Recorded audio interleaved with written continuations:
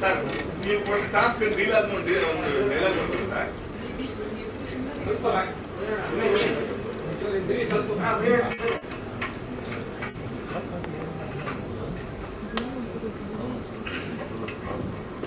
Action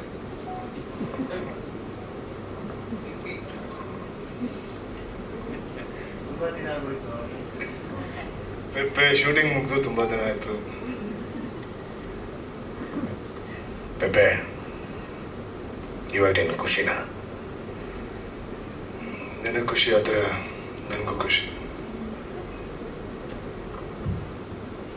ಈ 30ನೇ ತಾರೀಕು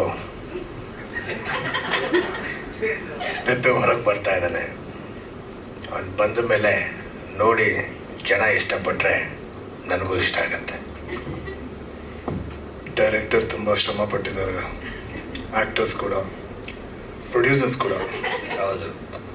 so ಜನ ಇಷ್ಟಪಡಲಿ ಅಂತ ನಾನು ಅಂದ್ಕೊಂಡಿದ್ದೀನಿ. ಒಳ್ಳೆ ಸಾಕನ್ಸುತ್ತೆ. Okay bus.